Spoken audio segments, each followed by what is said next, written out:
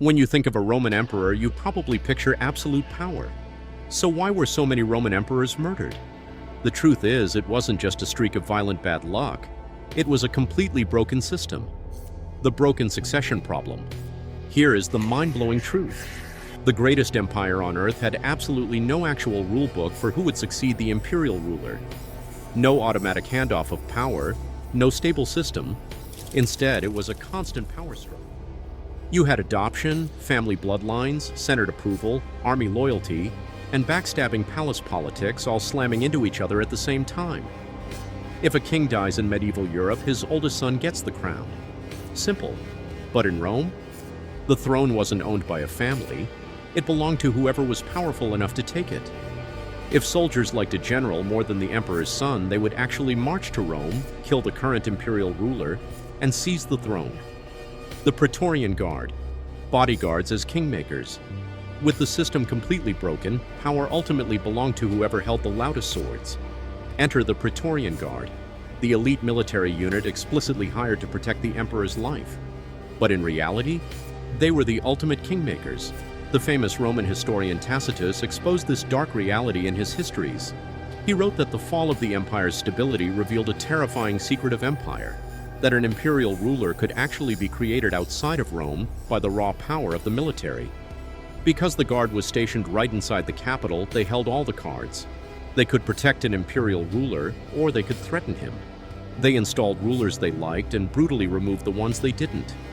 In the most infamous moment in Roman history, the Praetorian Guard literally assassinated the emperor, put the entire Roman Empire up for auction, and sold the throne to the highest bidder. If an emperor didn't pay them massive cash bonuses, he was dead.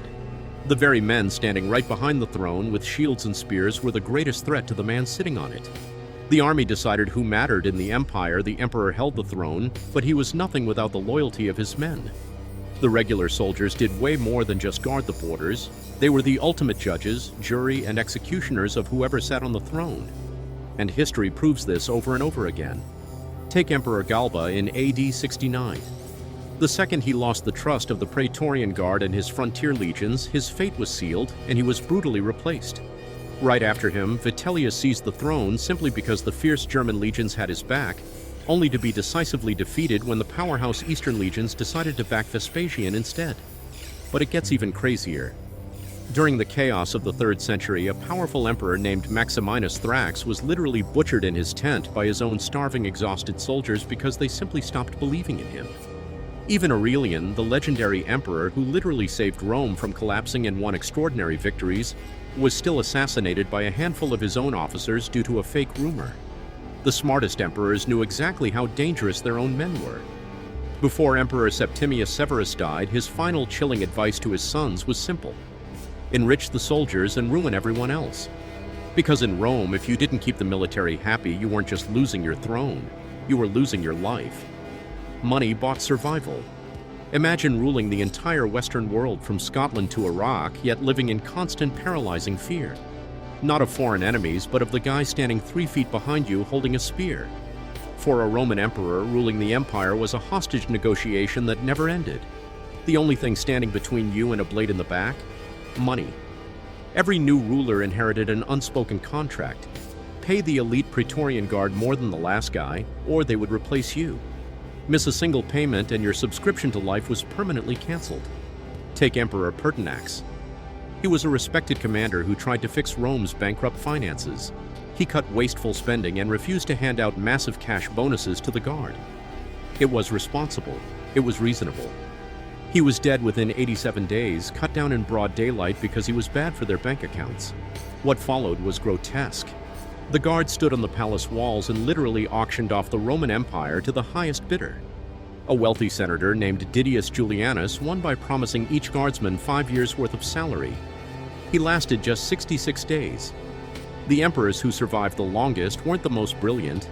They just understood the chilling deathbed advice Emperor Septimius Severus gave his sons: enrich the soldiers and ruin everyone else. That wasn't advice, it was a survival manual.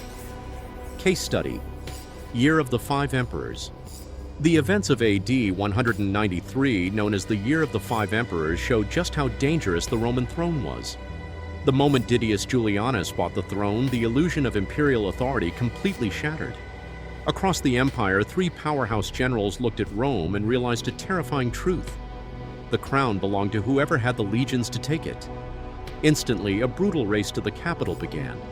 Clodius Albinus mobilized in Britain, Pescennius Niger claimed the east, and Septimius Severus unleashed the terrifying Danube legions. Severus moved with ruthless, blistering speed. He forced his men through lightning marches, driving straight for the heart of Italy before his rivals could even react. As the dust clouds of Severus's unstoppable veterans appeared on the horizon, the spineless Praetorian Guard panicked. Realizing no amount of money could save them from raw battlefield legions, they abandoned Julianus. The Senate promptly sentenced the fake emperor to death. He was executed in a palace backroom after just 66 chaotic days. Severus marched into Rome uncontested, instantly disarming and banishing the corrupt Praetorian Guard. He then spent the next 4 years waging a scorched-earth civil war to crush Niger and Albinus. The bloody saga proved that the throne didn't belong to the law or even to the highest bidder. It belonged entirely to the most ruthless commander. Case study: 3rd century crisis. If the year of the 5 emperors was a warning, the 3rd century crisis was the system finally breaking apart. For nearly 50 years, the Roman throne became a revolving door of blood. More than 26 emperors rose and fell in rapid succession.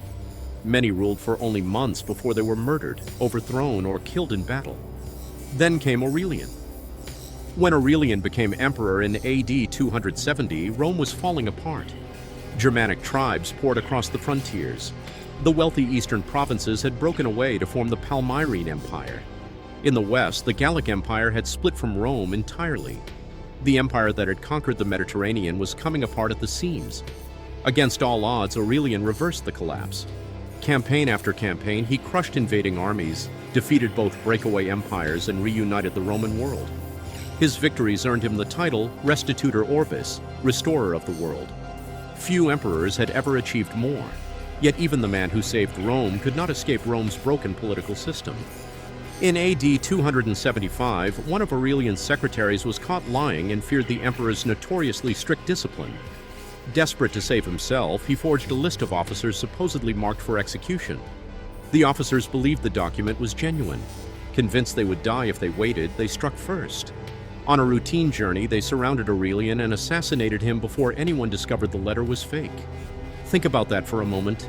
The emperor who reunited the Roman Empire, defeated its greatest enemies, and rescued it from collapse wasn't brought down by a barbarian army or a rival emperor. He was killed because one frightened bureaucrat forged a piece of paper. The real reason: so many Roman emperors were murdered.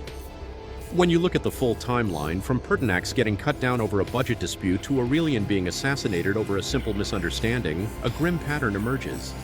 That staggering 62% murder rate wasn't driven by crazy coincidences. It was the logical conclusion of a system designed to consume itself. Without a legal rulebook for succession, the Roman Empire was essentially a military dictatorship wearing a toga. This created an inescapable trap. Rulers like Pertinax proved that financial responsibility was a death sentence, but the alternative was just as lethal. To stay alive, emperors had to constantly bleed the empire dry to pay off the military.